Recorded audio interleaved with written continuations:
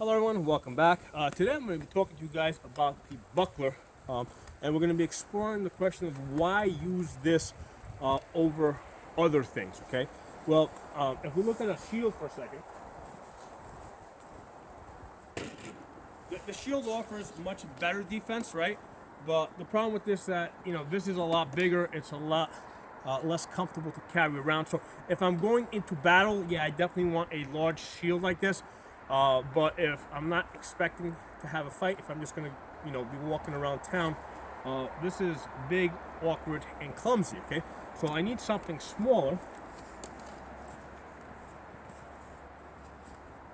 So then, let's say I'm using something like this. This is smaller, lighter, but it's still big enough that I can't really just hang this on my belt and go about my business. This is gonna be in my way. No matter where I put this on my body, this is gonna kind of be in my way a little bit. So if I go back to the buckler, right? This is an 11-inch buckler. This is small enough that I can hang this on my belt.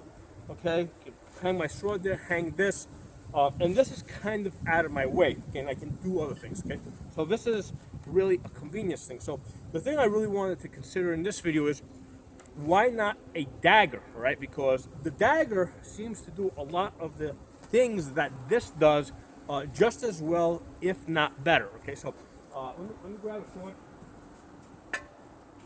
So for those of you watching this who might be less familiar with sword and buckler, basically when the buckler is extended, it offers more defense. So as you can see how I'm holding it out, you see how you see less of my body. As I bring it in, you see more of my body. So by extending it, I'm getting what we call a cone of defense. And with something this small, as I attack, I basically want to extend, and I'm covering my sword arm as I am attacking. Okay, so that's how this is typically used. So the question becomes, why not use a dagger? Let's look at a dagger for a second. So a dagger, right, like this, which seems to be very capable of providing a similar protection. Okay, so if I'm attacking, I can use the dagger to cover my arm. Right, I can just hold, I can just basically hold the dagger back just enough so it's covering my hand far enough back that this hand can't be hit. So I can use this in a similar way.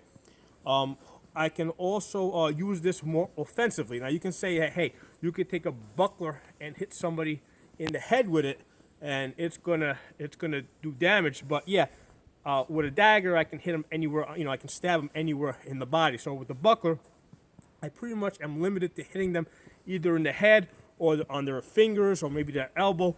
If I hit them in the chest with the buckler, that's really not going to do much to them. Whereas with this, I can stab them.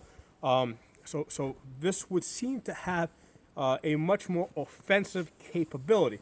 Now, usually when I'm using a shield, a sword like this, I'm usually doing it with a buckler. But a lot of times when I'm fencing and I'm using a rapier, what I do is I use it with the dagger. So as you can see, this is a much thinner sword. This is a style that I fight quite often. Again, I'm holding it like this. As I'm extending, I'm using this as a windshield wiper. This is offering some defense. It's allowing me to grab the other person's blade. Okay. The rapier that I use is basically a very simple style. It doesn't have much hand protection. The benefit of it, it's lighter, it's a little bit faster. But because I don't have hand protection on my rapier, I rely more on the, dagger for my hand protection. Okay. And most of the time, if I'm fighting rapier, I prefer to use a dagger.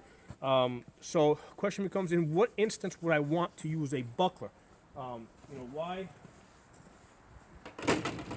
would I fight? Normally, if I'm fighting rapier against rapier, I normally prefer the dagger as opposed to this, right? Although I can use this, I don't feel I have as much offensive capability. I may have a little better hand protection, but there's an instance that I can think of where I would definitely want to use this with this, okay?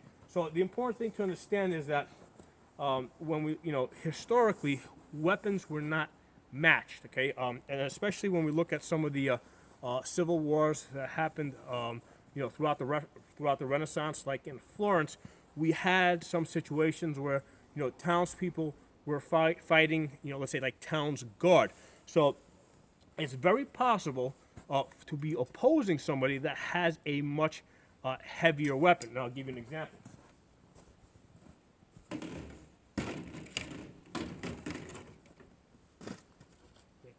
This is an example of a poleaxe that a guardsman might have, okay? And with a heavier weapon like this, okay, I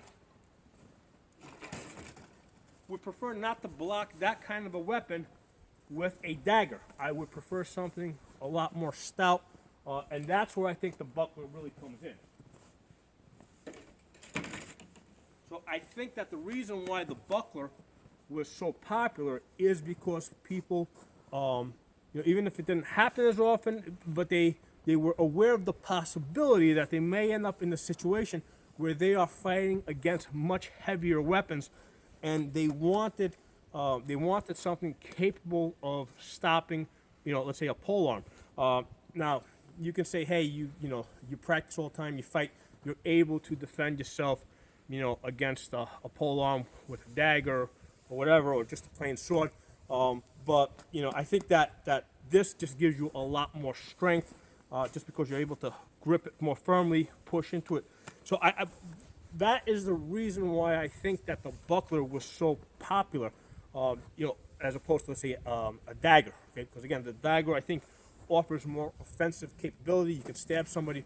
There's a lot more places that you can hit somebody with the dagger and hurt them versus with the buckler. With the buckler, you're just kind of limited to the head, the fingers, maybe a joint like the elbow or something, perhaps a collarbone. But with the dagger, you can pretty much stab them any place on the body. But because of the historical possibility that you might match up against somebody with a polearm, right? That's why I think you would want to carry a buckler. So I hope you guys enjoyed this video. If you're not a member of the channel, subscribe. I'll talk to you guys soon.